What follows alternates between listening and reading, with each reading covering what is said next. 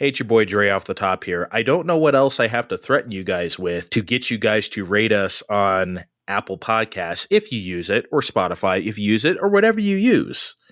I mean, I don't want to say I'm going to come break your legs or anything crazy like that. I mean, I'm a nice guy, you know, but I have a mean side.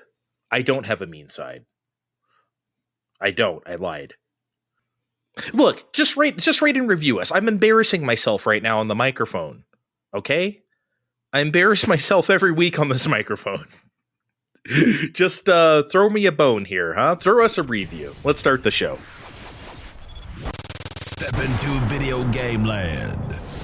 Welcome to Fine Time.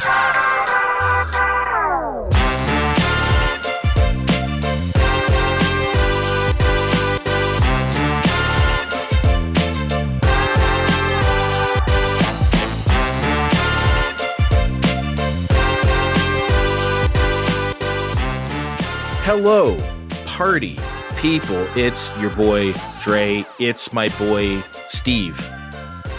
Candy. It's my boy Kevin. Sup, assholes.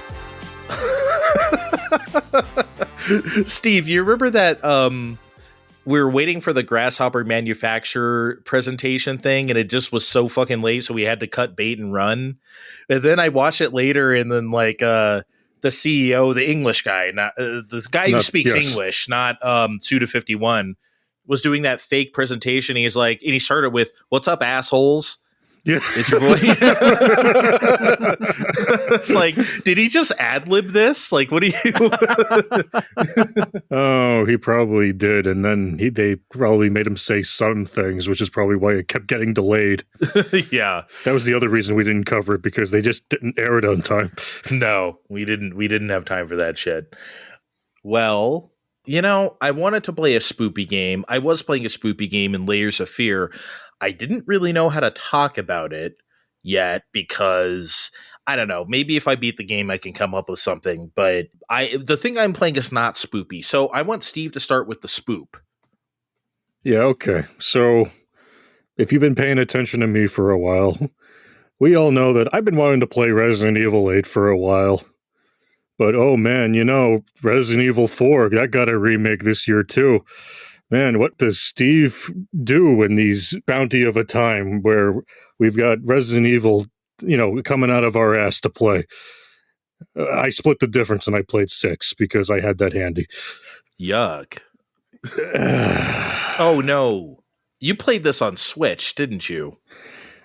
I did. Oh boy. Okay. It came in the triple pack with 4 on the game card, and they're like, okay, here's 5 and 6 on the download code. But what if I just wanted 4 on a game card? Well, you're getting 5 and 6 on a download code. What do you people want? It's like the X Legacy collection where 5 through 8 are on a download code. It's like, yeah, you don't really want to play those anyway, so it doesn't really fucking matter. And yeah, it's not good. The game is not good at all, but a decade removed from all the initial controversy and what have you, I will say Resident Evil 6 is playable. This is more than I could say for Resident Evil 5, which I thought I was going to come on and regale you people about last year, but I was just so done with the stupid AI companion they give you when you play by yourself that I just couldn't about a third of the way through. Who has a worse AI companion, Resident Evil 5 or Beyond Oasis? Ooh. Well, Resident Evil 5, because you can't win without him. Okay, wow. Because once she dies, you lose anyway, so... And you lose a lot. Anyway, Resident Evil 6, it's also not dull, which, as you may recall from our chat about Resident Evil 3, remake was dangerously close to getting by the time we were getting close to the end. At least that's how I felt. I mean, it ended on time, but what the hell's going on? We have several different stories converging at different points, and I feel like Leon's is the best because it starts with you killing the zombie president. No, Mr. President's a zombie! And you shoot him in the face, and then you end that campaign with fighting a BOW zombie T-Rex that turns into a giant flying spider. And it's just too fucking stupid for me to be mad at. And I kind of wish it kept being that stupid, because we have the same story about Ada Wong resurrecting Umbrella and making all these zombies out of goo, told from different perspectives. And after Leon's Cheese Festival, it just goes downhill, because after we have Chris's campaign, which is Zap Brannigan, if they played him absolutely straight, we gotta kill all these zombies. I don't care if I have to send all my men to kill them. Just kill all of them. Ah! So you can play different, so you can like choose a character? Yeah, there's 4. No one campaign is more than a few hours long.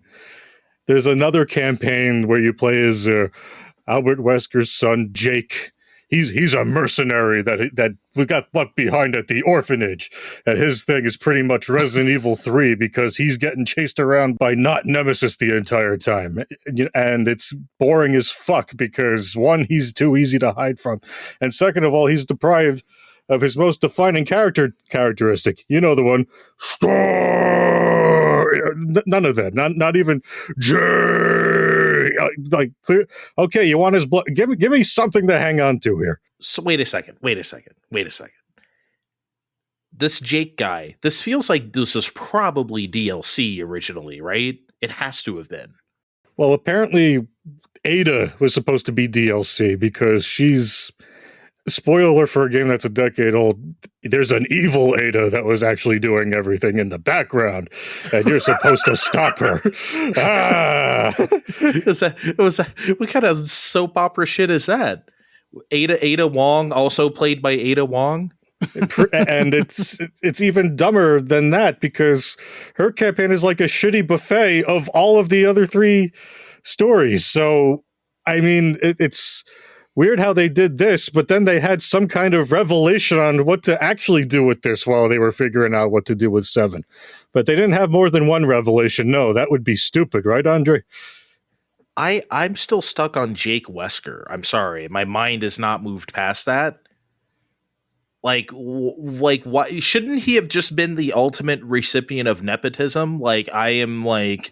Oh, no, he wasn't raised by one. He was, like, thrown at the orphanage at some point, and the only reason they want him is for blood that helps combat the C virus or whatever. So is Wesker dead? I think they killed him at 5. Like, for real this time, you guys. Okay.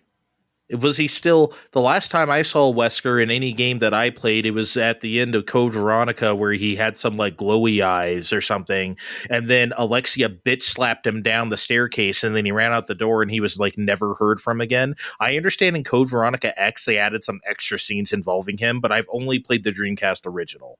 So, like, if he had came back after that, I don't know, maybe he went Super Saiyan or something, but I just didn't know the existence of a Jake Wesker, like, not even in passing. That is amazing. He's like, he's cocky and whatever else, but I mean, he's fine. It's just not the right game. It's even less Resident Evil than any other Resident Evil I've ever played. I mean, it wasn't great. I mean, everything has to work with 2 people all the time, so it's still very on rails. So there's no finding fun shit like files organically. So you have to find medals and shit and get all your backstory that way, you know, if you can even be bothered, because all of that's stupid as fuck too. Because you don't want to know how they really cloned Ada. You really don't want to know. It's dumb as fuck. Tell me off the air. I absolutely do want to know. And, you know, I'm also playing Dead Rising. I'm not going to go into that too much on here, because other than, guys, I miss B and C games. I really miss B and C games. We need more B and C games. Tell the people what B and C games are. Something in the middle of AAA games and indie games. You know, honestly, before we got on the air here, we were talking about the RoboCop game that just had a demo on Steam and about to come out, I assume, soon. And that feels like that, right? I mean, we need that. I think that's why people are excited. Hey, execute this little concept, really cool, and people will be into it. I feel like that's why people are, besides the fact that it's RoboCop, I just feel like, hey, that seems fun. But yeah, because I'm playing Dead Rising and it's also on my brain, I thought it would have been neat if we had some more context kills if the whole thing was going to be this hammy, because there's a number of parts where you're running through a Chinese market at night. And, there's like, it's mostly abandoned, but you've got the remnants behind. Like, there's giant vats of broth boiling, and it'd be like I thought it'd be funny if we could like slam a zombie in there, but they don't let you do that. They just kind of let you look at it. No, that would be too stupid. That would be too stupid. Okay. Well, forgive me for wanting some fun. All right. No. Yeah, I'm with you. Fun. You should be able to do that. Don't Why get put out the of vats control. in the first place? Yeah, exactly. Because it's like you see that and you immediately think, "Oh, Zombie soup." zombie soup." Yeah, exactly. fuck yeah. Tonight I dine on zombie soup. But no, they don't let you do that. They don't let you jam a zombie's head in between the gates or any of the slicers or any of the fun. It's like you built a play set and I don't get to play in it. Yeah, well, and I've always thought this about Resident Evil after 4 was such a big success, being nothing like Resident Evil. It was like, I think Capcom took the wrong lessons from that, and I saw that happening because I was like, okay, now people think this is an action game, and that's how Capcom conceived this. And so now we're just going to get stupider and stupider, which is what happened with Resident Evil 5 and 6. And everyone finally went, okay, this is too stupid. But like, look at the things people are doing, especially in that Resident Evil 4 DLC that just came out. That's like the stupidest thing I'd ever seen. People are somehow accepting of that. But like Resident Evil 6, that was just too much. So I don't know. I'm not the audience for this stuff post 2005. I understand that. But like, I don't know. What is the line? Just because it says 4 on the box, that's not stupid. But Resident Evil 6, that's just dumb. I don't know. There was a lot of weird hiccups in the game too, like parts where you're on mine carts and things and you need to hit things at a certain time. It felt very arbitrary whether you make it through or not. And a certain part where you're running away from not Nemesis and you need to wait for your AI partner to come up to follow you from behind. It's like, okay, I'm opening this door by turning the lock. Just follow the fuck behind me. And she's not making it in time and she's getting chainsawed apart. And like, okay, that's great. Remember like the spawn situations in Resident Evil Revelations 2 that we suffered through a couple years ago on our previous creative endeavor? Yeah, you remember that shit? Because I was pissed. I think you were a little nicer than me, but man, that game, I couldn't Not have by been much. more miserable. I think at some point, as a way to just telling me to shut the fuck up, you're like, look, you don't have to beat the game. Just let me beat the game. And like, I was like, no. And I just raged for more and more paragraphs. I understand you were trying to tell me to shut the fuck up and I wasn't taking the hit. I get it. But, and rightfully so, by the way. But Jesus Christ. Anyway. Look, we didn't both have to suffer through Revelations 2, but like I said, Well, why would you have more than one revelation? So long story short, Resident Evil 6 is not Resident Evil 5. Bada bing. That sounds like a slogan for a cult. Why would you need to have more than one revelation? Just join us. No? That's a little creepy. Yeah, well, you see, I was thinking of like the You're Heaven's right. Gate logo appearing after that or something like that. Yeah, I see it. Okay, I will talk about. I hesitate to call it a game, but it's called Nour. Play with your food. It's subtitled, and it's exactly what it sounds like. So. This is a game I've actually had my eye on for a long time, like since before the PS5 came out. I was looking at this game because I thought it looked weird and colorful and shit, and I wanted to play it, but then it took forever to come out, and it finally came out like a month ago, I think. And it's here. Game development's hard, guys. Even if you're making something like this, they probably didn't have a big staff. So essentially what you do is there are several different food scenarios in which you make food spawn, I guess, by pressing the buttons and directionals on the D-pad. And then you manipulate the food, I guess, into whatever you feel like you should be doing. I know that's like the vaguest description I could possibly give, for something, but that's exactly what you do. So I'll detail some of the scenarios for you so you know what I'm talking about. So the very first thing they have you do is that there's like this square plate and popcorn kernels are like raining down on this plate. And if you press the face buttons or directional buttons on the pad, you start popping these kernels one by one.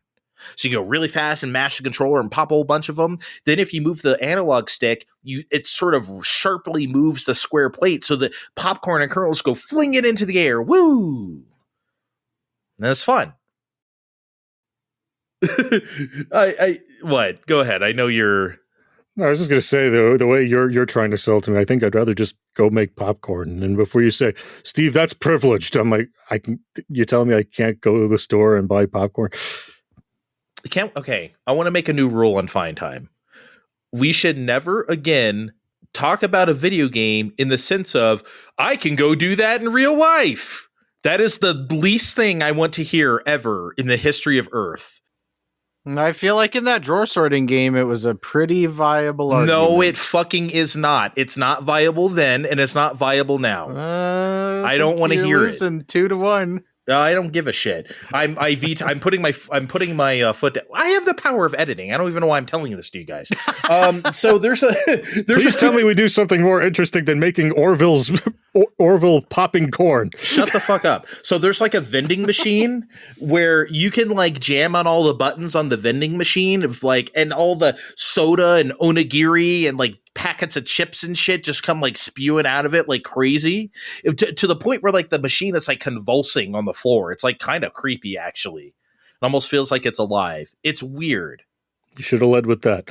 So there's also a music component to this game that I didn't totally understand. There is background music, but it's not like a rhythm game.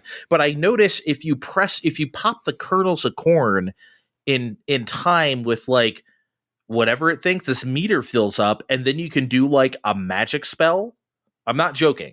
So like you can do different spells. So one of them is like make everything big. So after I time the popcorn kernels for a while, I can use that spell and then make like huge pieces of popcorn. And then there's also like an enlarging gun. So there's this like burger and fries scenario. And then on this tray, it almost looks like a cafeteria. And I like to like zap a few of the fries to make like 2 giant fries and like a bunch of little fries. Same with the bacon on the burger. I'll set it off to the side and like zap the bacon and make like huge ass bacon, like bigger than the burger. It's great. And then, so here's a really wild one. You guys, you know those things you can play with that are like, it's like literally like real life Marble Madness. It's like you have a steel ball and you navigate it through the maze as you like tilt the board. You know what you guys know what I'm talking Labyrinth? about? Is it called Labyrinth? Yeah. I think I had one called Labyrinth as a kid. Yes, I was so terrible at it, but I played it. So you play that in Nour here, but with an egg. And then when you get the egg to the end of the maze, it drops down into this room with like a hot plate. And then you could spawn a whole bunch more eggs, and you could put eggs on the hot plate, and then the eggs, whole eggs, by the way, in the shell, straight out of the carton eggs, and you put them in the pan, and then they turn black and they catch on fire, the eggs. What is going on? I swear, I'm trying to bear with you. I swear to God, I'm like pinching myself because I'm sure I'm just having a fever dream of recording Fine Time, and it's just like I'm having a stroke, and Andre's just like, there's a gun, and you do magic spells, and you make the fries big, and you push the popcorn in time to the music, and I'm just.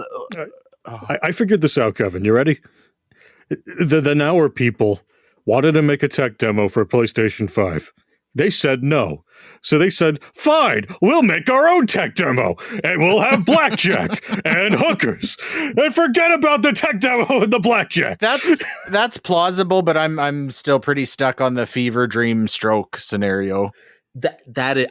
Steve, I am very, very glad you said tech demo, because that's actually my big criticism of the game. Because you guys know those things always look so fun. Everyone remembers Mario 128 or like the Rubber Ducky PlayStation 2 demo or whatever, and it's like, oh, those look so cool. They aren't games, obviously. They're just rendering this one exact thing so it could look as cool as possible, right? But those obviously aren't feasible for a real game. Nour doesn't really feel like that. Like there's like you would think there's one that relies on like using ray tracing with a magnifying glass to like pop your kernels of corn or something like that. There's nothing like that. It just looks like your basic indie game. It's very stylized. It looks cool. I'm not saying that it looks bad, but it's definitely not like pushing a whole lot of tech here. If this were like a weird PS3 game by like one of Sony's Japan studios, no one would bat an eyelash, honestly. Which is kind of, I don't want to say disappointing, but I wish it were a tech demo. I wish it were like very, very on the edge, because that's the fun of something like a Luigi's Mansion. Luigi's Mansion is a good game in its own right, but it's such a boss fucking tech demo too for the system. I wish it were like that, but it's not. But I've only scratched the surface of the scenarios, by the way. There's like over 20 of them. I've just described a few. I won't go into any more unless Kevin thinks he's like losing his mind. But I hesitate to call this a game so much as like a toy. Basically, that's all it is a toy, which is fun. You can get really wild with it and make a huge mess. And like, there's one with a microwave where you're like tossing like frozen TV dinners and bags of popcorn and like cup noodles and shit at the microwave, and you try to close it, and then everything in there like lights on fire. I put the Chinese takeout boxes in there, the one with the metal handle, which you're not supposed to do, obviously, and it was like sparking and shit. It was kind of wild. And they came out smoking. Does it like go beyond that though? Can you like combine things and like find, secret hidden little things, or is it just fairly superficial where, I guess what you're saying, put the metal in the microwave and it's going to spark as you would expect? But is there any more depth to it or creativity? Well, it's like I said with the egg level, once you complete that like little maze, it does drop down to the hot plate thing. So that was a surprise, right? But there is some, Kevin, that are not very exciting, I think. Like there's one with like pizza. It's like an Italian restaurant. You have a pizza stone, and then you have like a plate where you could put like pasta on it or beans or make a salad or whatever. And so like, but the thing is, you just kind of put the toppings on the pizza, and then that's it. You just jam the button to have like some mushrooms and some pepperoni and bell pepper and shit. And then like, that's all. Nothing else like cool happens. I have a question, Andre. What? How much is the Nour experience? $15. All right. That's not awful for what you're talking about here. Yeah, it's just a fun little toy, And I like it. And I was posting pictures of this, like not even, Blue Sky doesn't have tagging yet, but I was just putting pictures up there, and some other guy retweeted it. And one of the guys who worked on Nour saw it. I guess he's also on Blue Sky. He was like, fuck yes, Nour screenshots. This made my day. And I'm like, I didn't say anything because I didn't want to sound like too forward, but I was like, I want to say, hey, I love the game, man. This is a fun little toy, So I'm glad someone who worked on the game enjoyed my pictures of it, because someone retweeted it's like, these are the nicest and neatest Nour pictures I've ever seen. Because I posted a picture of like a burger, so it's like the bottom bun, meat, cheese, meat, cheese, meat, cheese, meat, cheese, meat, cheese, and then like the top of the bun. It was like I've tried to make like a very stacked, like nice and neat burger that looked ridiculous, obviously, to eat. And I don't know. It's fun. I don't mean this in a demeaning way at all, but this sounds like a game like my kids would fucking like go bananas over. You know what they like doing is like, we'll take like the notes app on my phone and be like, make a sandwich out of the emojis, right? And be like piece of bread and then, bacon and eggplant and then a fucking tree and then a mouse or whatever. Like, so shit like this, again, I'm not saying like, oh, this is only good for kids, but I can see where that aspect of it would, ignite some imagination. You're totally correct. No, kids would, and like if they don't like a particular game or think it's boring, there's like I said, there's over like 20 of them on there that they can mess around with. I'm sure my kids would spend like 40 minutes just shooting the fries with the Make Big Zapper. Yeah, there's like a you can make a donut tornado, in midair, so you can just keep adding donuts to the tornado. See, that's what I want to do with the technology. I wish it were like, imagine the popcorn game I talked about. What if it was like literally like hundreds of kernels in a bag, and you could like pop them and they cascade off each other? Obviously, the PS5 has the power to do that, but the number of objects you can have on screen here is kind of limited. You can't just stack the whole screen full of like tomato slices on the burger. Eventually, they will start disappearing. Like you can't, and that threshold is kind of low, that lower than I would expect, but it's still fine. You can get a lot of fun out of it, Steve. Andre obviously counted 533 individual tomato slices before they started disappearing and got replaced by other tomato slices. Yes, that's exactly what happened. Oh man, I can't remember what I was making on Mario Maker when I was like, I'll just fill the whole level with these, and I didn't realize the ones behind me were disappearing because I could only have so many. Oh, and I don't remember what it was though. And I was so disappointed. It's like, oh, that doesn't work. Because most of the objects, it's like, wait, you can't place any more of this. It tells you, right? This wasn't telling me. So it's like, oh man. Anyway.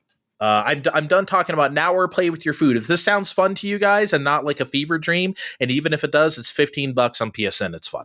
Yeah, well, I just got a few little tidbits for this week. So first of all, just at random on YouTube a week or so ago, I had a video pop up, and it was a demo for this or a trailer for this game called Wizordum. And I played the demo for that. If you watch the trailer for this, you will know exactly what you're getting into. It's very upfront and apparent. This is Doom in a high fantasy setting, and it's not modern Doom. This is Doom back in the olden days. It's got, the flat pixelated images, and as you walk around them, they rotate with you. You find the colored key to go through the door, shoot all the bad guys, find the secrets, figure out where you need to be in the map, upgrade your weapons, kind of shit. So when you say high fantasy, do you mean something like Heretic or Hexen, or like it's like more like traditional high fantasy? Like I'm talking like elves and like not as like dark in tone as those games. Okay, right. This is more. What was that? There was, Steve will know this. There was the like the Simpsons styled show that Matt Groening did that was like a high fantasy series that was on Netflix years ago. Disenchantment, and it just ended this year, Kevin. So Disenchantment, that would be a good, if you know what that is. That's, I think, kind of the years tone ago they were going for. That was so condescending. I mean, it's been a while. Years ago, Kevin. You hear that, Kevin? He spat that at you. This was 2018 that came out first? And it still was airing until this year. That's years ago. Well, I mean, what would it be if I said The Simpsons came out years ago? Would you be like, actually... You're talking like it stopped airing like a year in. I said it came out years ago. Fuck, president of the Matt Groening fan club over here. Jesus Christ. Holy, I know. I know where Steve's sensitive spots are. Yeah, God. Apparently it's disenchantment. Disenchanted? Disenchantment. Okay. Anyway. Yeah, none of you fuckers watched it. That's why it's done. Yeah. That kind of fantasy. The game is super visually appealing. It feels limited in scope, especially with the demo. So I guess first one of my criticisms, I wish they would just give you the map right off the hop and you could check the map as you play from the start of the level. They make you find the map. The assets that they use in this are consistent enough that I had especially in the second level of the demo, it's big enough. It's not massive, but everything looks the same enough that I was having a really hard time figuring out where I had been and where I needed to go. Once I had the map, it completely mitigated that. So I feel like it was just a completely unnecessary design decision to make you find it. In 2023, it is fine to just give you the map off the get-go for this kind of game. The real issue I had with the demo too is that both of those two levels had very similar assets. They both look similar to each other. I'm not looking for a game like this to be like constantly throwing me new enemies and new shit all the time. That's fine to a degree, but this comes out in less than a month. Watching the trailer, it definitely shows some more variance to the style the game has, but it begs the question to me why they would have chose to do two similar levels when the whole intent is to cultivate interest in the game. Which again is fine, because I don't think that, based on the trailer, that's not how it's going to be. It just makes me wonder if I would have played this and have not seen the trailer, I would have been pretty turned off, because then my assumption is that this whole game looks like this. It's kind of a one-trick pony thing. So in a weird way, it may have been better if it was just one level. Yeah, if it was just the second level. The first level is very short. The second level had some meat on the bones, but the first level added nothing that the second level didn't already have. Wow. Okay.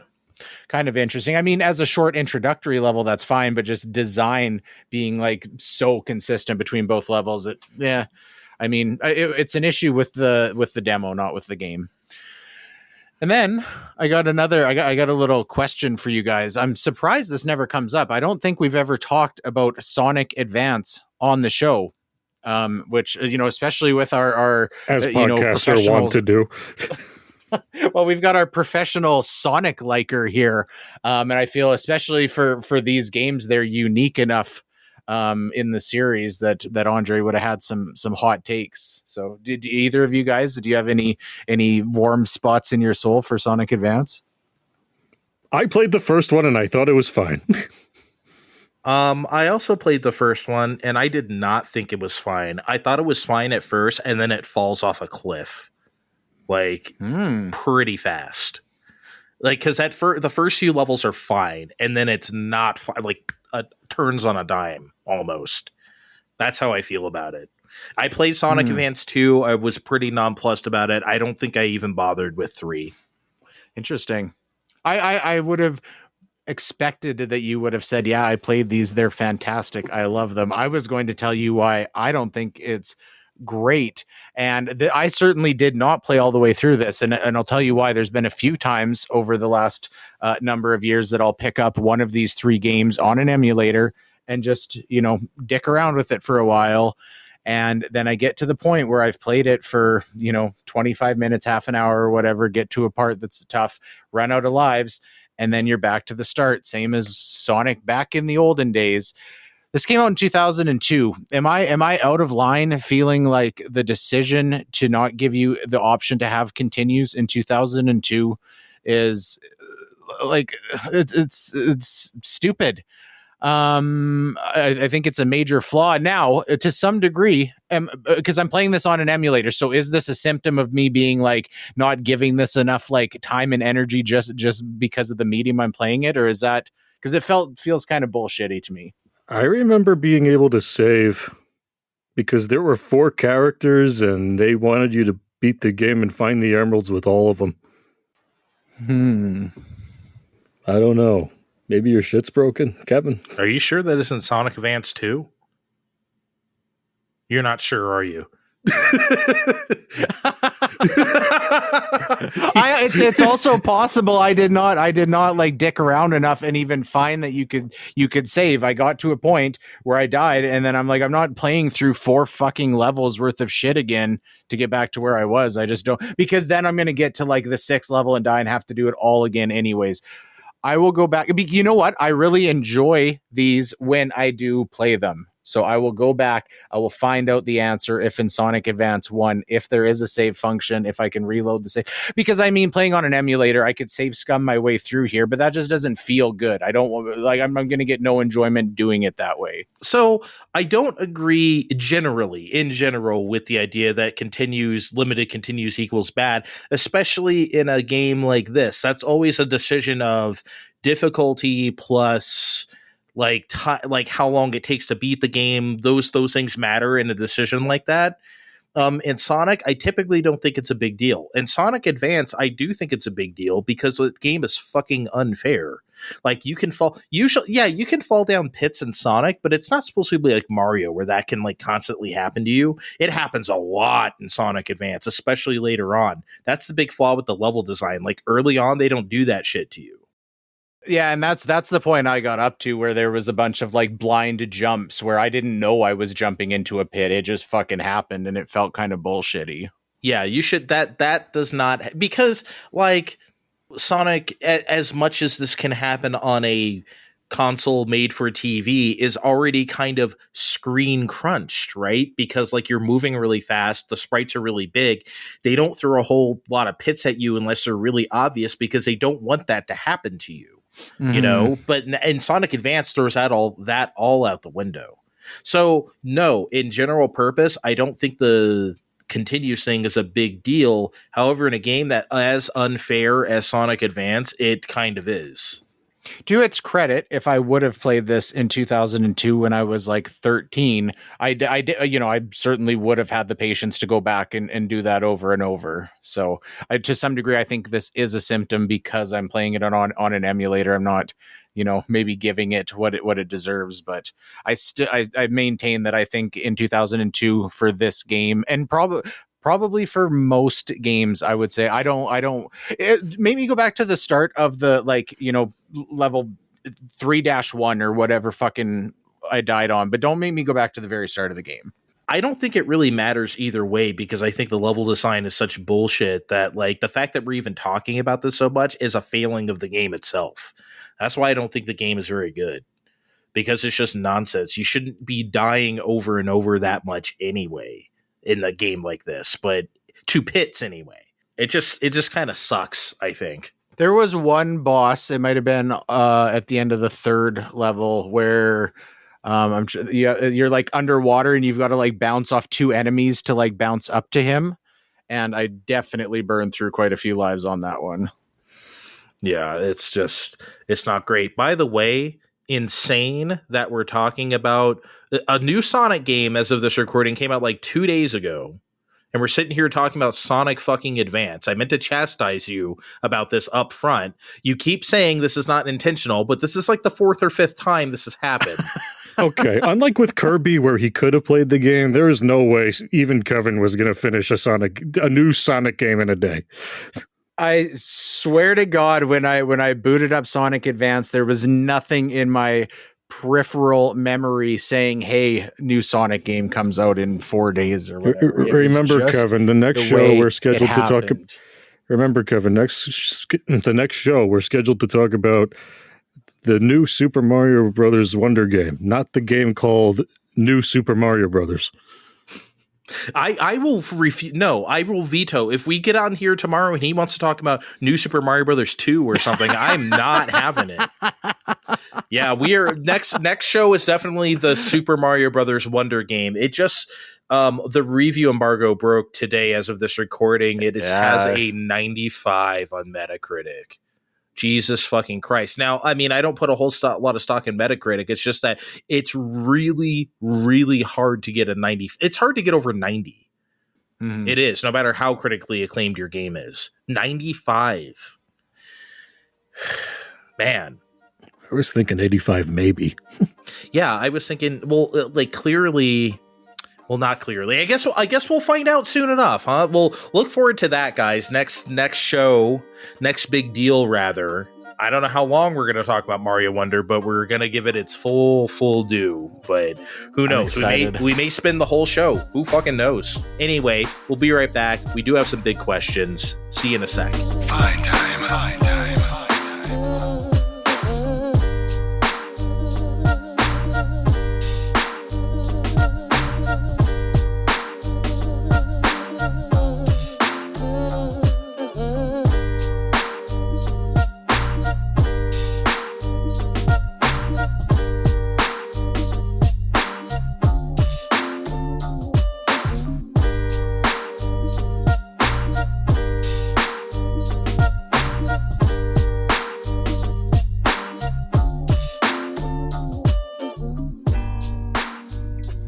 We're back.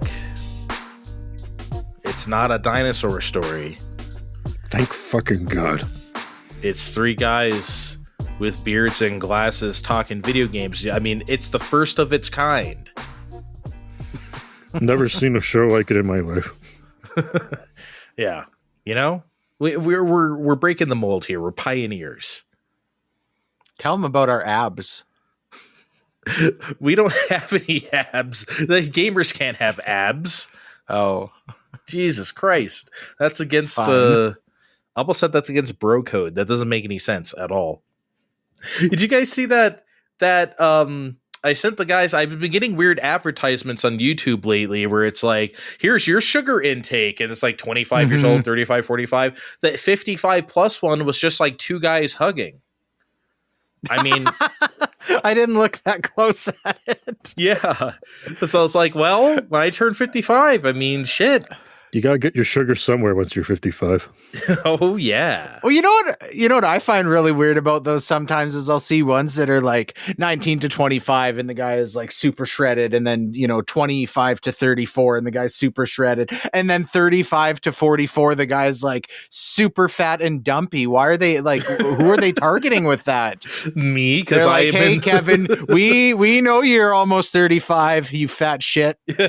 Well, I'm in the 35 to 44 category right now, and I can tell you I may or may not look like that. I do. Okay, we have some big questions. Not like last week, which I promise I won't be as depressing as that. This is more funny than anything else. So XDefiant, Ubisoft has been developing this game for a while now. It's been in development hell. XDefiant. They announced it in like 2021, and at first it was called Tom Clancy's XDefiant because it had characters from like Rainbow Six and The Division, Splinter Cell, like all their Tom Clancy games. But then they dropped the Tom Clancy part, so I don't know if it still has like those characters or whatever. I think it does. It doesn't matter. Anyway, this game was after beta test after beta test after beta test. This game was finally slated to come out, like, I think this month for their preseason, they called it. And then they delayed it. Like a week before it was supposed to happen, I think. They delayed it, and they didn't give a timetable for its return. They said, we have to delay the game. This is really bizarre on its face. For like I said, something that's been in development hell gets the rug pulled out from under it at the last second. It's kind of unprecedented. Usually, I mean, they got cold feet about something, surely. I can't imagine what. But here's what I really want to ask you guys, because I don't particularly give a shit about XDefiant. Let me put it this way. If you guys remember, there was another Ubisoft game very early this year that has also been in development hell and was also about to come out and finally had a release date and also had the rug pulled right out from under it. And of course, that game is Skull and Bones. So here's my galaxy brain theory. Follow me in this. So Skull and Bones was delayed at the last second because they wanted to pull all the live service stuff out of it, because there's no doubt that's the direction this game is going, and that's why it's been in development hell. Just like the Avengers, just like any other game that was scheduled. What also got pulled out from under it? The Suicide Squad game, Kill the Suicide Squad. That also kind of had the same thing happen to it. I feel like that's the case with Skull and Bones. They delayed it to pull the live servicey stuff out of it because that was months ago, and there has been no timetable for its return, much like XDefiant. I feel like Ubisoft is getting cold feet about this kind of stuff because it's clear that XDefiant isn't going to be a mainstream hit. Have you guys even heard of this before I just mentioned it just now? I remember at the Ubisoft presentation a year or two ago seeing it. Well, yeah, because I really only know XDefiant as the game you sent us a trailer for however long ago, and it was just a bunch of streamers going, "Whoa, yeah, XDefiant!"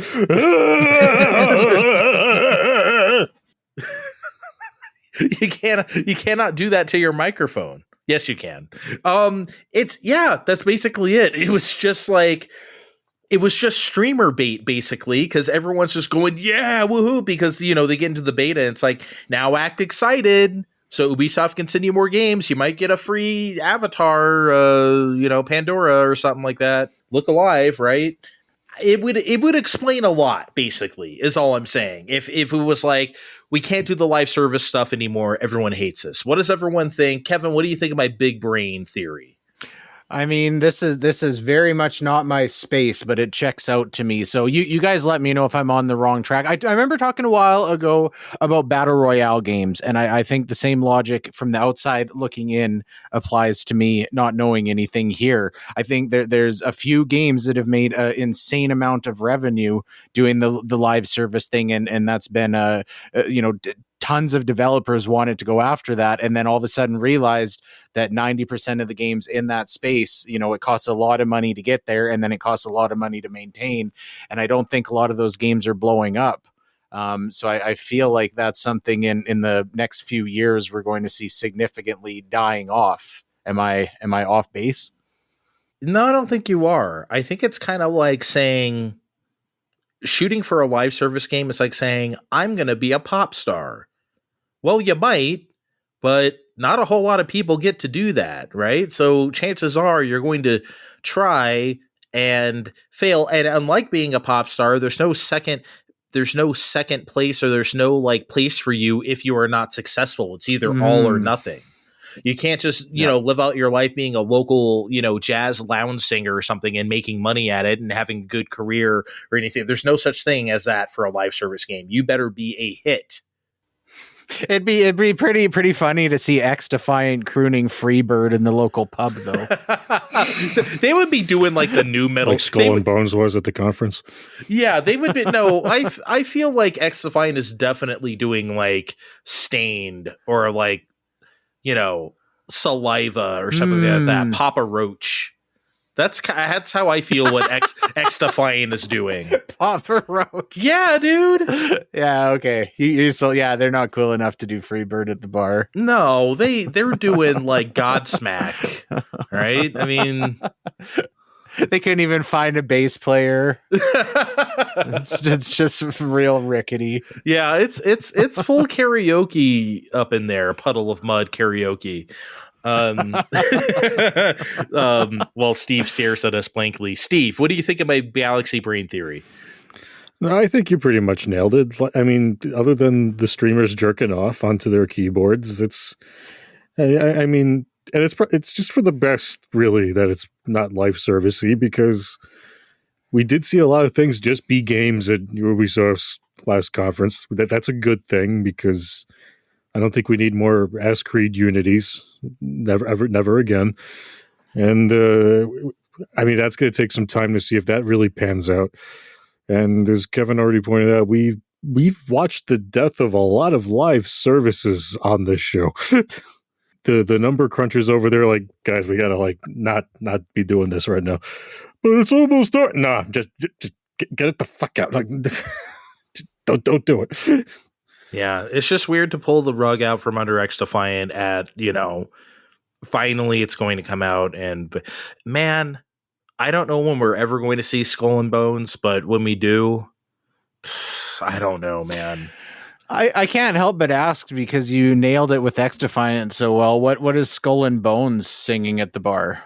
Oh, geez. They do like, they're into like that really... like folksy indie shit, like Mumford and Sons, Bon Iver, maybe like Modest Mouse if they want to get like a little rowdy, aka not rowdy at all. I was thinking more like pop country, like mainstream country that like the real country people really fucking hate because it's too pop. Oh, so like fucking like Carrie Underwood. Like Toby Keith or something like that, or like yeah. Maybe like has too many drinks and then like breaks out "My Heart Will Go On" by Celine Dion at the end of the night. Yeah, I'm thinking like indie. I don't know why I'm thinking like like Death Cab for Cutie shit like that. I don't know. I feel very like 2000s indie about them. It's weird. Maybe. I don't know. Yeah, I'm not feeling the pop country necessarily. I can't not see it. I feel like Skull and Bones' vibe is too rustic for, 2000s indie, but maybe I'm wrong. Yeah, I don't know. I'm just kind of look. If they had a postal service CD still in their car, would you be surprised? I mean, I wouldn't be surprised. That's all. Steve wants to kill himself right now. He's like, why is fucking Kevin asking this shit? This is the stupidest thing. I'm trying to. see if I can make oh my god, what's that other depressing game that I like from them? If they could be an opening act, but I can't spin it into it right now. Oh, the just World move on War without me. One game or something. Yes. Yeah, I can't remember the name. Valiant. Yeah. Who's I guess Valiant Hearts is everyone's opening act that makes everyone just depressed and go home. They're depressing. They're like eels or something, or like sad Beck records or something. Anyway, next big question, Steve. So yeah, guys, the UK finally got the stick out of its arse. Microsoft is finally officially done acquiring Activision Blizzard, and our good friend Mr. Kotick is resigning from Activision at the end of the year. Wow. Yeah, isn't that great? We can finally stop talking about it, but We won't. not really, because, our good friend Spencer, he's out there tweeting. Phil Spencer. Phil Spencer's out here tweeting this gem. To the millions of fans who love Activision, Blizzard, and King Games, we know that you are the heart and soul of these franchises, and we are honored to have you as part of our community. He continues. Whether you play on Xbox, PlayStation, Nintendo, PC, or mobile, you are always welcome here, even if Xbox isn't where you play your favorite franchise, because when everyone plays, we all win. I don't know why you turned him into like super gamer gremlin, but I'm not mad at it. That's for sure. Yeah, and usually I like Phil Spencer, but I'm totally good with that because I hate that when everyone plays we all win phrase. He's been trying to pimp that for a while. It's got real. Remember Andre last episode bitched about the foam stars? What was the phrasing they used on foam stars when you kill somebody? Oh, chill. Don't say kill. Yes. Chill. You're taking a timeout. Chill, dude. Yeah, when everyone plays we all win has got the same markety fuckfacery to me. Like we know that you want to keep telling everybody, riding tide raises all ships. We fucking get the point. We also seen the emails where you desperately wanted to buy Nintendo from a few years ago, so fucking chill. We didn't even talk about that shit because it's so funny, but it's just like those emails are incredibly funny. It just sounded like, hey, what do you want from Best Buy today? Pick me up one Nintendo, please. Like, it was just the way they were talking about it was so casual, I don't know, guys. Nintendo might not want to sell. They're sitting on giant piles of money right now. My God. They also have to know, like, Japanese companies just don't do that. They don't prostitute themselves out that way, So I don't know, man. different culture, different business sensibilities as well on that. So the fact that they were even floating it, I get it. You have to like talk about that stuff to probably appease investors. Oh, we're looking at this and that, but come on. Yeah, but it's not a good look to follow it up with this kind of wishy-washy bullshit statement either. Yeah, it's wishy-washy. I don't have a whole fuck of a lot to say about it. It's dumb. As for like Activision Blizzard thing going through whatever, did they I should know this. Didn't they put a whole bunch of their stuff on Game Pass as a result, or am I making that shit up? Did they open the floodgates? Like, did they put on all the crashes or Spyros or something? I don't know if it's all on there. I've seen a bunch of infographics that they've put up, but I feel like it's like at this point it's just been like these are all the studios we own and all the shit they have. I don't know if the like mass Game Pass dump has hit yet. I'm sure it's coming. It sure happened when they got Bethesda. I know. Okay, I know we've talked about this before, and this doesn't have a whole lot to do with what we were just talking about, but I wanted to mention it. I don't know if we said this on the air before, but like you've seen all the fanboy shit on Twitter. It's unavoidable. Oh, Sony has this and Xbox. Oh, it's the best and all that. All the Xbox fanboys seem to keep hanging their hat on Hellblade 2 for some reason. Really? Yeah, and it's like, it's fucking Hellblade 2. What are you guys talking about? This isn't going to be, it's Hellblade. Hellblade's good and all, but like, why are you guys so amped for Hellblade 2? Just because they bought, what's their name, at Ninja Theory or whatever, and now it's a Xbox exclusive? Hellblade 2, that's the thing you're like, why? I don't... It's so weird. It would It's be the like chosen one. if they're like the big Nintendo fanboys out there were like, just wait till Princess Peach Showtime comes out and like That'll show 'em. I feel like Princess Peach Showtime has more street cred than Hellblade 2, to be honest. It does. I mean, I'm looking forward to Princess Peach Showtime. Don't get me wrong. I'm not trying to dunk. It's just that, like, come on. Anyway. It's not the fuck you think it is. No. So this is a bit random, but it's something I wanted to talk about with you guys just because I just think it's interesting that I'm on the other side of this, because apparently I'm the eternal contrarian here, but like, as if you guys didn't know that already. And I didn't really flesh this out. I don't really have any like big ruminating points to ask you guys, but just I want to put out there flatly, Switch Next, whatever we want to call it, does the next Nintendo system really need to have backwards compatibility? Because I don't think it does, but everyone else seems to think it would be catastrophic if it didn't. What do you think? I think it would be incredibly short-sighted if we threw out the entire 7-ish years of an entire backlog. Like, even say, okay, we're getting rid of the game cards, to not even be able to hook up to the old account and be able to get to them games and not have it be able to play with those, especially since this is one of the best-selling consoles ever. I don't mean digitally. I just mean like having, like, being able to use your game cards on, because like Vita had digital PSP backwards compatibility. Obviously you can't put a UMD into a Vita, right? So I mean, digital backwards compatibility is a different thing. I'm just talking about people's library sitting on their shelves.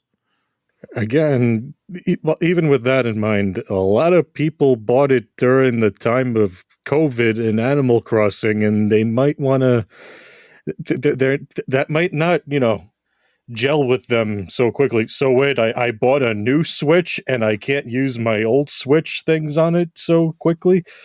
That's still, I know we're getting more and more educated, but there's still a whole lot of casuals to account for right now, I think. Kevin, what do you think? I really don't think it matters. I don't. I would love to hear why it does. 100% yes, and I both with physical and digital games. I think with the caveat that unless for some reason the like form factor of the successor is some rapid departure from what the Switch is, and they can justify it from a hardware perspective.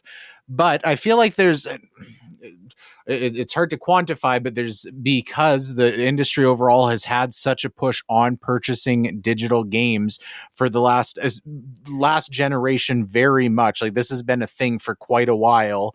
And I feel like there's kind of a moral obligation, because they're trying to incentivize digital purchases so hard, to be able to carry that forward, because I don't want to go spend all that money digitally or on physical games and then have my old hardware, all of a sudden, okay, it breaks. So now all of those games that I've bought are gone forever. And I know you can make the argument that, the same could be said from NES to Super Nintendo, and you can't play your NES games on Super Nintendo. I get that.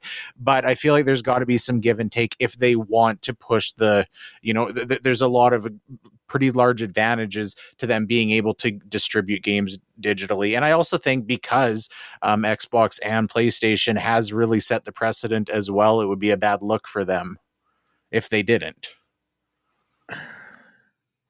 Does it really? If we did not have GameCube backwards compatibility, would anyone have really given a shit? Because I don't think so. Like when DSi or moving on to 3DS didn't have the Game Boy Advance slot anymore, did anyone really care that much? Like, I don't know, man. I just don't think that stuff matters as much. I think it helps. I think it helps during those launch years when you're trying to sell to early adopters who are already invested in a library. I guess so. I mean, I did early adopt on a DS day one, like in part because I wanted a way to play Game Boy Advance games backlit. I hated the SP, as everyone knows, so I didn't buy that shit. So it's just like, I want a good way to play Game Boy Advance games, a better way rather, And if the DS doesn't really work out fine, at least it's a baller Game Boy Advance. So you're right. That was a selling point for me. But I would have bought the DS anyway, just because, like, did anyone go out there buying a DS being like, oh man, I can't wait to play, like, this Game Boy Advance game on it? I don't really think so. Nerds like us care. Nerds like us are who need to buy the system day one. And yes, after a few years of it being on the market, you can do the whole, oh, here's the new Wii. It doesn't play GameCube games anymore, though, but shh, it's okay. It doesn't matter anymore. All you guys have those Wiis anyway. It's fine. It's fine. What reason would they have to not give us backwards compatibility? Why would they not? I think I know this, but tell us, Andre. No, I actually don't have an answer for this. So you say what you think. I think this goes back to Andre wanting Nintendo to make a home console again, even though they shit money. They hemorrhage money whenever they do. They're not making a home console again. I know that. I mean, come on, not this gen anyway. That's not happening. They're not giving up on the Switch concept. We're running this back. So no, I mean, yeah, that is what I want, but that's not the reason why. All right, I've got a follow up question that relates to this. Do you think that because we had a really good cadence of releases with Switch, and that a lot of that was because they supplemented the release schedule with a whole bunch of Wii U ports of games that people didn't buy because they didn't have a Wii U? I certainly think there's nothing wrong with that, but now moving on to the Switch successor, they're not going to have the same ability to do that because everybody bought the fucking Switch. Mm-hmm. So are they going, what's the impact going to be on their ability to release, fairly popular games on a consistent basis? Is that going to hurt them, do you think? I don't think so, because I feel like those first 2 years of Switch were mapped out exactly the way they should have been. Okay, the first year, all the baller new releases. The second year, we can coast, we can do all the Wii U shit because it's new to everyone anyway. And I bought them all. They were new to me. I had never played Tropical Freeze. I had never played Bayonetta 2. I had never played Hyrule Warriors, right? I did play it on 3DS, but, it's different, right? Did you really? Yeah, I did. Yeah. No, I mean, I know you did, but did it play on 3DS? It did. I had a new 3DS. It was fine. It ran fine on new 3DS, but even Tecmo was like, maybe don't play this on OG 3DS. Yeah, no, I had a new 3DS. It honestly ran perfectly fine. Anyway, the answer to your question there is no, because I do think about what they're doing right now. They're doing like really not very expensive remakes. They're remaking Super Mario RPG. They're remaking Mario vs. Donkey Kong. You know what I mean? Like if they want to, like, and they're doing what, Paper Mario, which barely looks any different. If they can kind of keep putting out those things, I think that's fine. I don't think they're gonna. Maybe they ran out of Wii U stuff that's not Xenoblade Chronicles X, but like you can still put out stuff like that, and I think people will care, Steve. I'm with Andre here. I guarantee they're sitting on Xenoblade X in particular for new Switch because it really needs it. But I mean, X needs more power, not the other way around. But where was I going with this? They're going to start hitting the 3DS library now. We're already getting Luigi's Mansion 2 coming next spring, and it's going to only be a matter of time before we see A Link Between Worlds remastered, and I hope we do soon. Please, I want that shit in HD, 4K. Samus Returns has got to be in the pipeline too. They are not. They are a company with a lot of games to pull from. Kevin, don't you worry. They'll be remaking shit forever. See, I don't think this is a concern either. And I think a lot of people, focused on, throughout the Switch's lifespan, the fact that Wii U games were getting ported, but the real boon to Nintendo's release schedule, I think, is just that they consolidated the ability to develop for a handheld and a home console into one. So they took both of those pipelines and pumped them together. And I think that was, a lot more of a benefit than porting Wii U games ever was. I just feel like this is the company's MO. They always like to do ports ever since the days of Mario All-Stars, like they just kind of, Nintendo's always been kind of good about that. upgraded ports, new ways to play an old thing, they never forget about that, even before everyone and their mother now does it nowadays, which is fine. I have no problem with re-releases and ports and stuff like that. Turn something old into something new. There's, overall point here, I would not be surprised if the next Switch only has digital backwards compatibility. Because if it proves, Nintendo doesn't sell hardware at a loss. If it proves too expensive for them, if the cartridge size for the new Switch is different, or whatever medium they decide to use is too different. I think you're absolutely wrong. I would be willing to bet something. I'm trying to figure out what. I think that if there is backwards compatibility, it has to have the physical cartridge slot on the new hardware. Or no backwards compatibility, period. Well, quarterly, we invented this thing called Place Your Bets, coined by you, Kevin, where you ask us stuff and give us bets. We may or may not be doing that after the break here. Maybe you want to slip in a little something. I'm just saying. I'm not going to tell you how to run your show, but just saying. Okay. We'll be right back. We'll see if he does that. Fine time.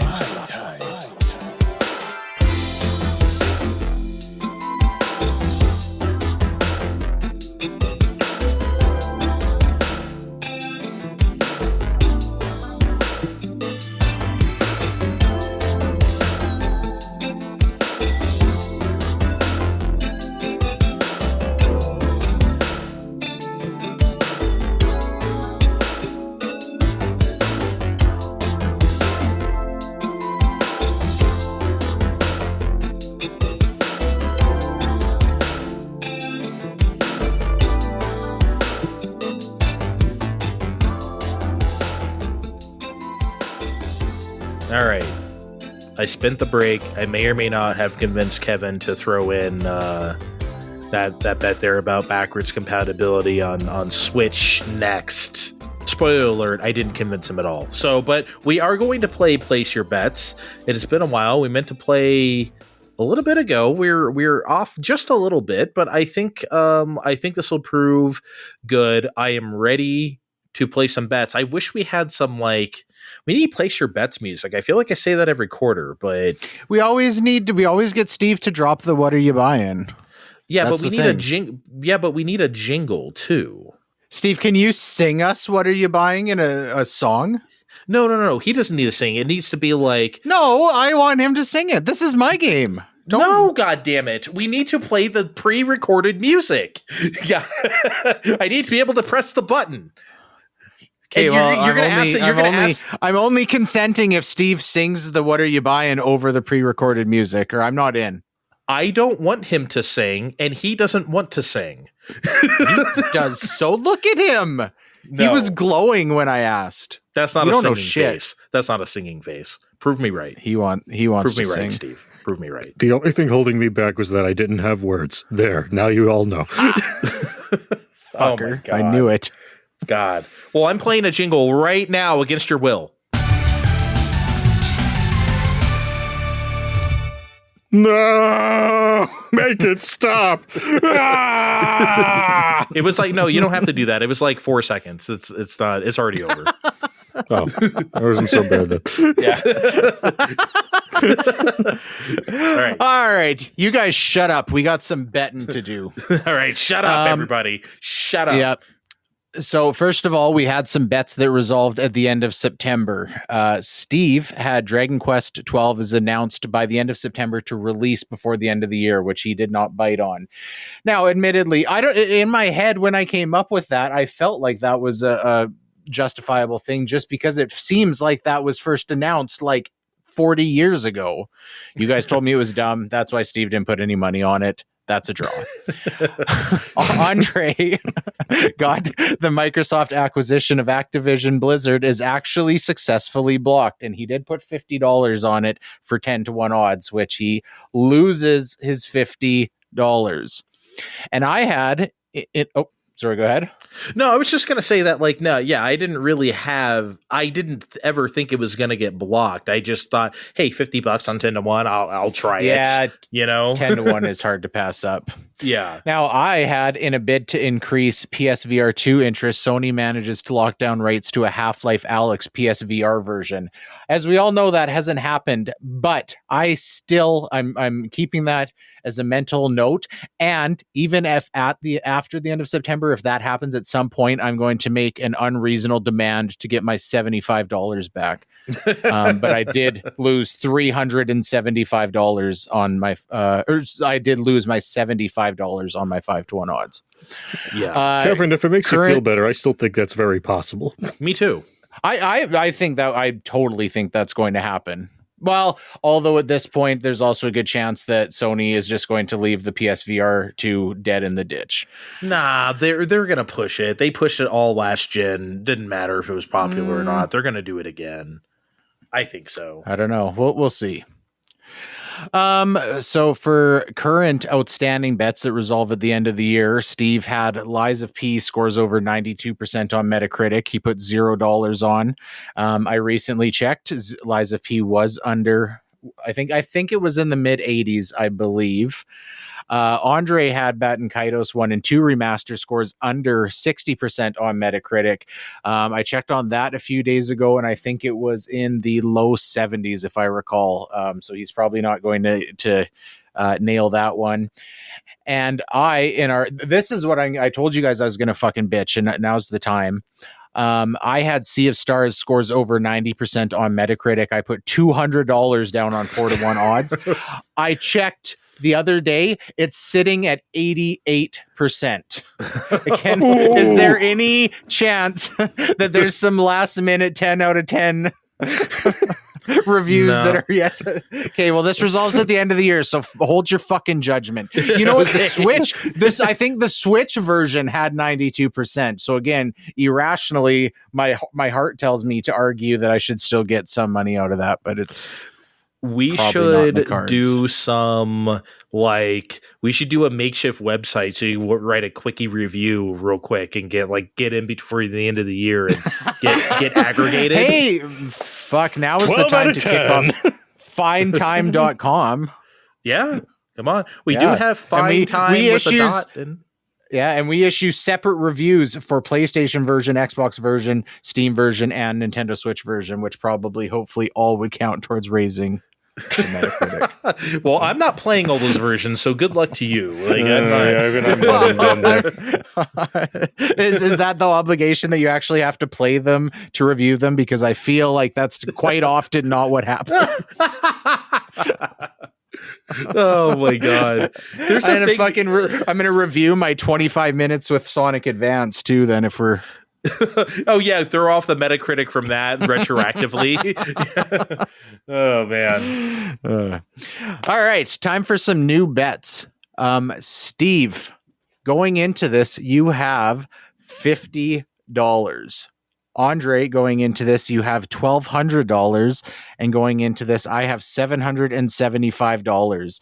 We did agree during the break that if Steve goes into the negatives, that Andre and I are going to make him play a bad game to get $500 to get back on the board. So you better watch your step, Steve. He can bet whatever he wants here, but if he loses that bet and he goes into the negative, then yeah. Mm-hmm. Yeah. So, Steve, for 3-1 odds, I'm giving you by the end of March 2024 for Spoken Winds Up for free on PlayStation Plus at some tier. Does some tier include one of the 3 free games for the month? Yep. On PlayStation Plus for free is the only qualifier. That's a good bet. That's all right. And just so I don't complain about, 0 isn't in the negative, I will bet $51. Whoa. Big spender. All right, Steve has the potential to win $153 and possibly lose his $51. I have till this is until March. Yep. So all right, you might be playing something real shitty come April here. Are you not paying attention, Kevin? I might be playing something shitty by the end of the year. I know, but you might be playing something shitty against your will this time. And you have to beat it for realsies. You can't fucking emulate Scum It or something. But we're not going to okay, pick something whatever. that's 60 hours long. No. All right, Andre, I feel like sometimes the Quest 64 account plays a little bit fast and loose with the morality rules. So I'm giving you 5-1 odds that before the end of March, the Quest 64 account gets some sort of a suspension, including temporary, from Blue Sky. I'm not saying I think that's going to happen, but I think it's definitely possible. Wow. I don't think so. See, because like I don't know, man. He does ride the line. It's great. He does do some really. He's wilding. He's out here wild, right? Like it's And do we have a good ridiculous. sense of how tolerant Blue Sky is? I mean, you can do a lot. It's no. I think the rules are basically the same as Twitter. You can't post like, I don't know. You can do a lot, right? I don't know. Shit. What are the odds? 5-1 odds, which is it almost pretty makes me good. just want to throw like a couple bucks at it just because, you know. If I was sitting on your money, I'd throw the stupid 50 at it just to see what happens. See, that's what I'm thinking, right? I So mean, got some but if money you to threw play with. 250 on it and it happens, you could be walking out with like a 1250. Or I can be Steve, but come March, you know, like I don't. Yeah, I know. Well, that's why I'm trying to incite the shitty bets. I've been playing conservative here for 2 years with my fake money. I'm not gonna like. I mean, I don't know. It would be fun. Well, see, here's the thing. If that did happen, it would be something. It would be over something really stupid. Like it wouldn't even be. It's like that's the thing that did it. You know, if they even tell you at all, I feel like Blue Sky is better about that because like sometimes you can get suspended on Twitter. From what I understand, it's like, well, you're and they don't even tell you what you did wrong. It's just like, you know. Blue Sky is better about that. I think Steve's right. I'm going to throw my prerequisite $50. I'm sitting on a bankroll, so I'll put $50. I don't think it's going to happen, but there's no reason. I don't why think I should either, bet but I against don't think it's out of the realm of possibility at all. Yeah, I'll put it into $50. Sounds okay. Okay. And for myself, you guys can select the odds. Just in the spirit of thinking about Sonic Advance, I feel like there is a possibility for some sort of collection to come out before the end of March with Sonic Advance games on it. Some sort of modern Sonic Advance collection, whether it's restricted to just Sonic Advance games or not. Now, that's definitely a long shot, but it's possible. Steve, we're going to have to go high here. I feel like we would know about that already now. A collection we would know about. If it was coming on Game Boy Advance, Nintendo Switch Online, that would just be like, hey guys, look at this shit. No, I don't think Sega's doing that. They would definitely want to do a collection, right? I think they would do. Doesn't it seem kind of weird that those games haven't come out since the DS, though? It just seems it's very like crazy while. that it's very weird that they haven't. Yeah, but I think they would do a full on. They would do the 3 Sonic Advances and the 2 Sonic Rushes. I feel like they would do like everything. And we'd know about it sooner than now. So what do you say, Steve? I'd give him like 10-1. Honestly, I don't think. I mean, if he wants to throw money at it, he can't. I do not see it before the end of March. Yeah. Because even if they were to announce it soon, I feel like we're seeing that in like summer, later spring. Oh, okay. Sorry, and I had it typed out as a modern Sonic Advance collection is announced. Okay, for posterity. Either way, I don't see it. Not right now. Maybe see the only thing standing in the way that I'm a tiny bit hesitant about is that the Game Awards does like to do announcements and Sega does like to be there. I don't feel like that's the kind of thing they would make a big deal of at the Game Awards, though. Not a retro set, though. Not that you have to have a big. I don't see it right now. I'd still give him 10-1 if he wants it. 10-1 is fine. 10-1, Kevin. All right, I will also drop. See, I want to say 50. What do you have? But if I have got $775. I would say 50. I mean, you do what you want with your But money. if I dropped even like 75, I could get 750. See, this is why I cannot go to the like play slot machines or anything. Yeah, you get in over your head real fast. Yeah. You know what? Fuck it. 75 it is. $75. See, I wish we need more sound effects for this stupid show. I need like a cha-ching or a bank sound, like a drawer sound whenever we lock in. There's got to be like a free like set of that kind of shit that you can just download. Is there not? There's got to be. Real quick, we're not counting if December or whatever rolls around and they're like, hey, you assholes, Sonic 1, Advance 1, 2, and 3 are on Game Boy Advance, Nintendo Switch Online. No, a bespoke collection that you buy. But if they announced dropping all 3 of them, no, on I'm Nintendo thinking Switch like Online? I'm thinking like a real, because like like something like Sonic Origins where they really do them to the nines. They're 16:9.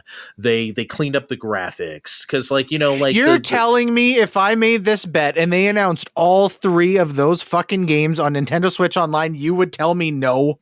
No, because I wouldn't. Let's say Sonic Origins didn't exist. If they just dropped Sonic 2, Sonic 3, and Sonic and Knuckles on just Sega Genesis and Nintendo Switch Online, I wouldn't count that either.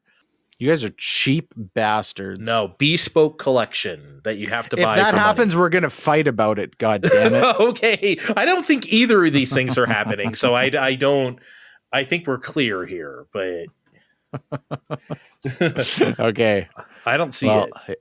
If it happens, we're fucking throwing fists. Oh, we'll throw down. We'll throw down. Okay. So is that it? Is that all the? That's it. Let's recap. I bet on.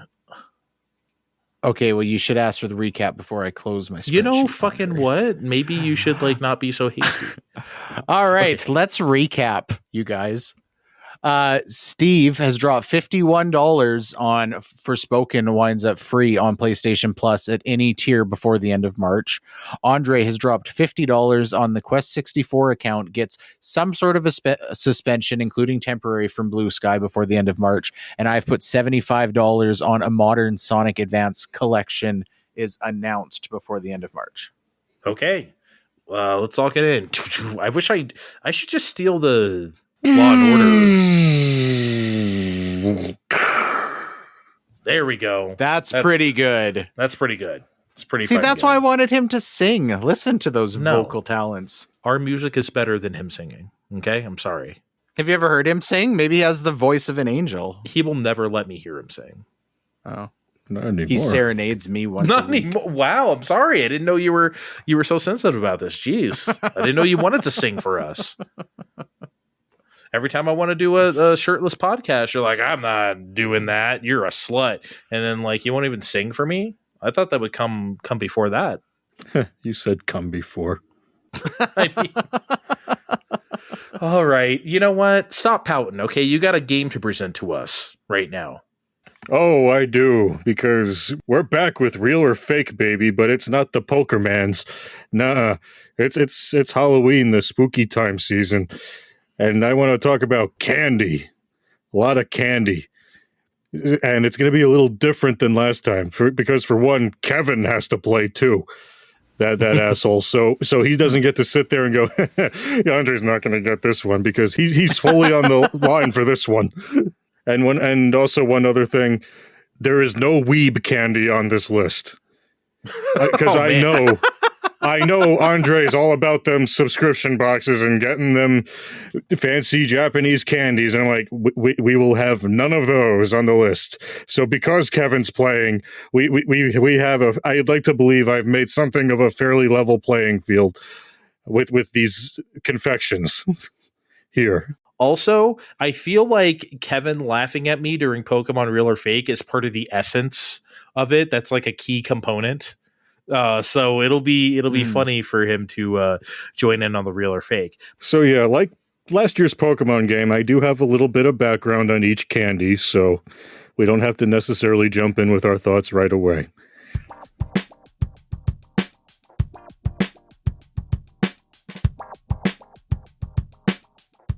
And although all the candy here, if it exists, is currently in production, This first one isn't. It was a bit of a limited run. Slim Jim and M's. It was a limited run item at M&M's World Stores for a while with small bits of Slim Jim and brown M&M's. Slim Jim and M's, Kevin. Man, I don't know. There's some weird shit that happens, but that just seems like there's got to be like some health restriction on putting meat in chocolate. Oh, there's not. Well, it was limited run. You guys can't even sell Kinder Surprises with toys inside of chocolate, but fucking meat. I want it to be real so bad. I feel like it's probably not, though. I want it to be. I want to believe, Kevin. I'm going with the no. I don't think it's real. Fuck it. Yes, it's real. I'll be bold. Sorry, there were never any Slim Jim and M's. Oh, I made them up. Oh, that's one for Kevin so far. I commend your inventiveness, though. That's pretty good. That's pretty good. I wanted to believe, man. I should have known better. Oh well. All right, next candy. All right, we got Marshmanners. They're marshmallow-adjacent treats from Greenland. They're like an educational Laffy Taffy. They're individually wrapped, and they got little etiquette tips in each one. Also kind of like Laffy Taffy, they're kind of believed to be sold stale on purpose if you listen to people about it. Marshmanners. Again, and you said only in Greenland? Well, that's where they make them, yes. I want this to be real. If he's making this shit up, maybe he should be the next Don Draper and fucking market this shit. This is crazy. Marshmanners. Just don't have sex with everyone like Don Draper did, please, Steve. That's one of the manners that the etiquette tells you.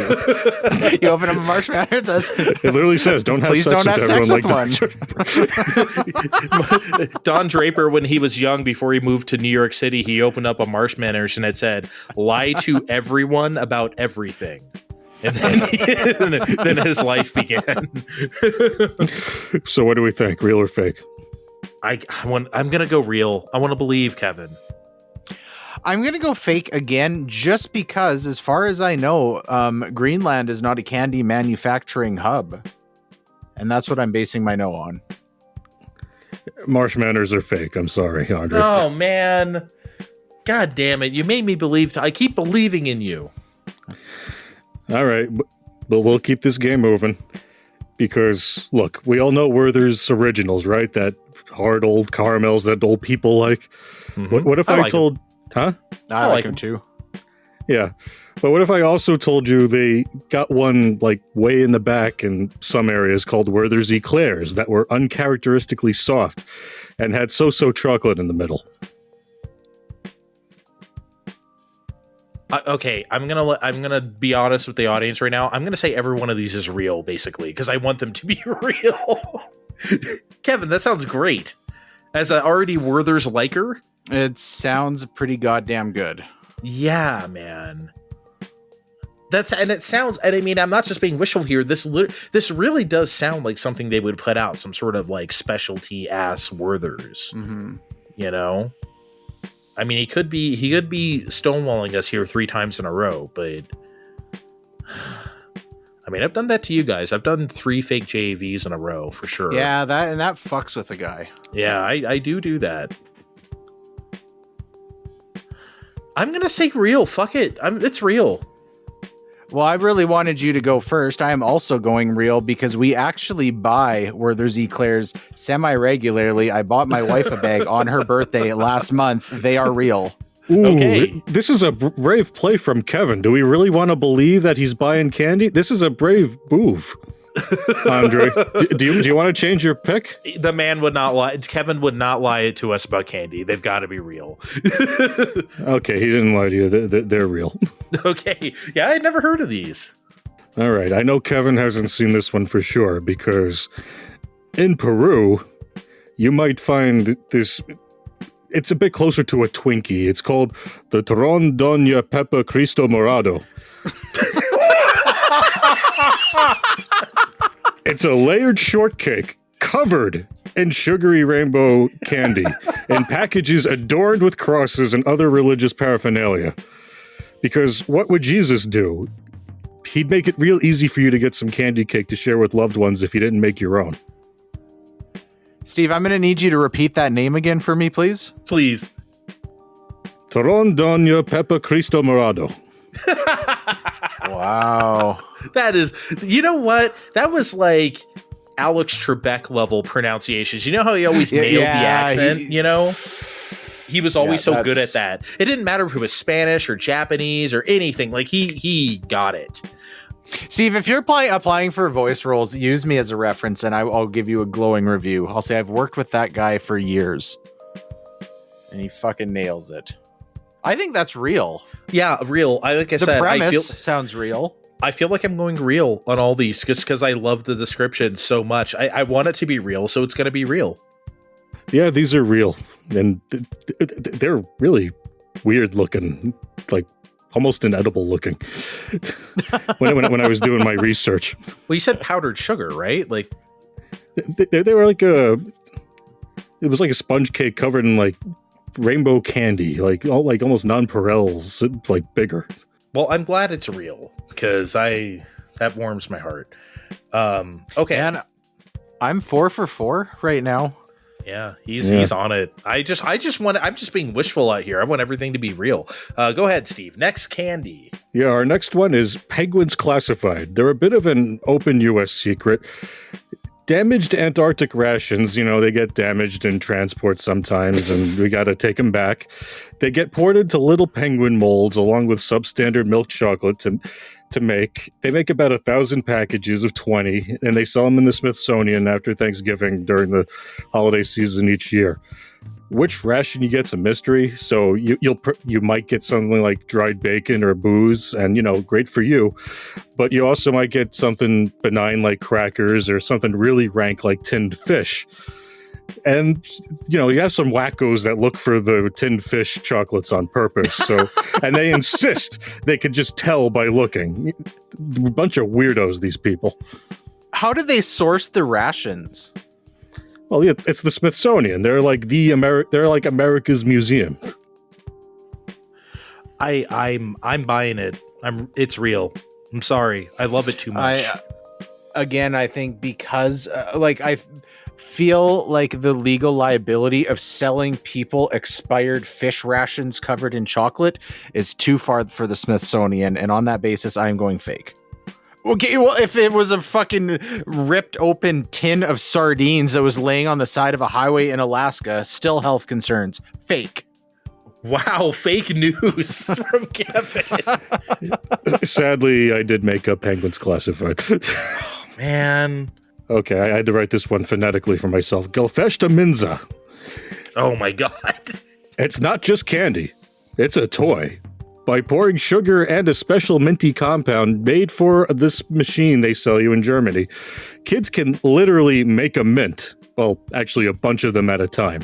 It's like a little bit of an easy bake oven for hard candy. You pour the compound into a mold and you press it together and it makes a bunch of mints.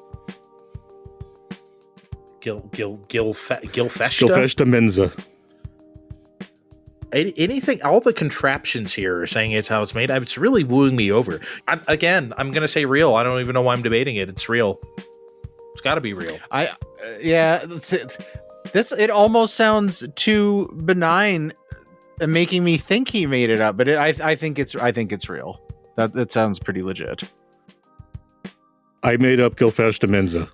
No! In fact, the name literally means fake mint. I literally had Google Translate tell me what fake mint was. He's lying. I bought my wife one of those for her birthday a few weeks ago. You're full of shit. Yeah. Now I'm questioning the Chewy Werthers. All right, let's speed round a few. Next. This one shouldn't take you guys too long. Cheekies. It's a recent rebrand of an Australian gummy candy, but they're shaped like kids and they're chocolate flavored. They're shaped like children. Like chocolate like covered in like gummies covered in chocolate? They're like gummy chocolate. I'm going to fake. Real. They're real. Ooh. And I don't think I'm allowed to say what they used to be called. Okay, say it. I'll bleep it out. Say it. When we're done recording. Say it. Fine time. That's not too. Okay, I understand why, but I literally don't even get the reference, but you can explain it to me later. I'll explain it to you on Discord later. Okay. Okay. Rakwasing Satang. These come in the leader's birthday package in rations in North Korea. It's a bar of sugar-coated peanuts that come in a label adorned with Kim Sung-un and Kim, both of the Kims. I autocorrect messed me up on here, but both Kims come on the label. The defectors note this as a stark improvement over the time that they were sugar-coated beans attempting to mimic the texture of peanuts. There's no way this is real. This is the first time I'm going to say fake. I have to say fake. That cannot be a thing. If that is a thing, in packets with both the Kims, no way. They put their faces on fucking everything over I know there. they do. But like that sounds like even for them, that sounds like so insane. I'm doing fake on that one too. I'm going to go fake. These are real. Oh Wow. my fucking God. Of course they are. I will send photos to share on social when it's time. Did you and you weren't making up the bean thing? No, I read a whole article about this. It's crazy. Defectors talked about the previous iteration of this. What? This is insane. How many we got? We got like one more? Two more. I got Two more. Okay, let's speed round. All right, I got Nosh. It's a South African candy bar, branded as kosher. I don't know what the standards for that are. I'm not a real expert. It's milk chocolate covering nougat, hazelnuts, and caramel. People seem to love it. Where did you say it was from? South Africa. South Africa. I'm going to say it's real. Yeah, I'm going to do real too. Okay. Nosh is real. Okay. All right, last one.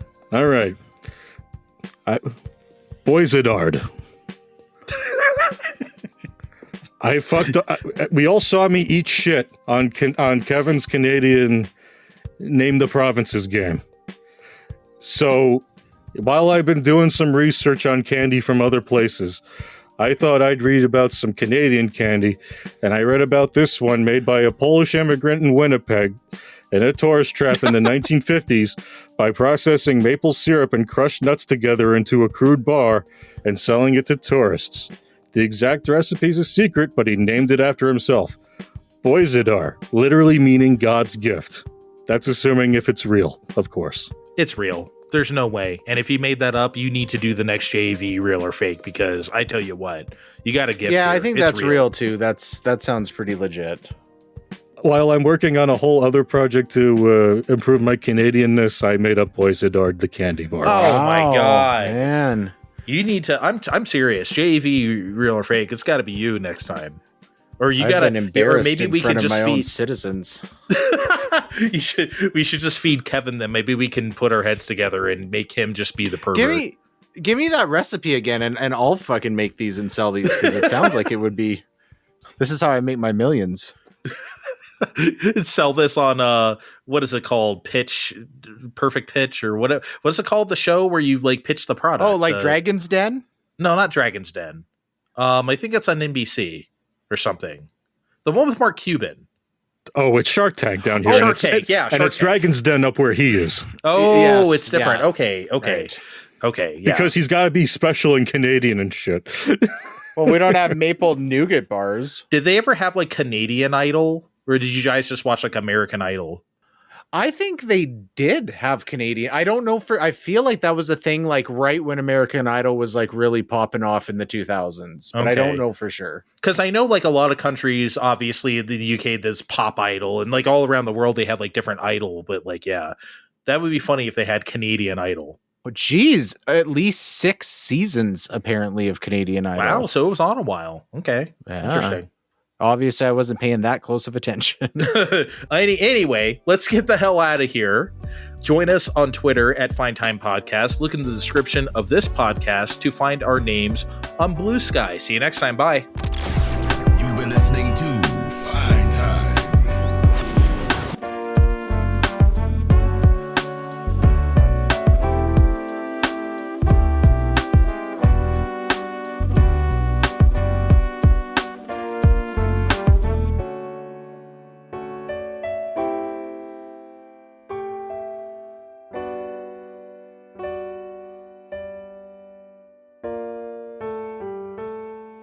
I've given you 3-1 odds that Forsaken winds up on PlayStation Plus at some tier. Forsaken. Forspoken? Fuck. Okay. Yeah. Sorry. Yes, I told. Okay, hold on. We're gonna edit that out. I totally. Okay, fucked that up. let's do it. I knew what I was talking about. Okay. Pretend to be surprised, Steve.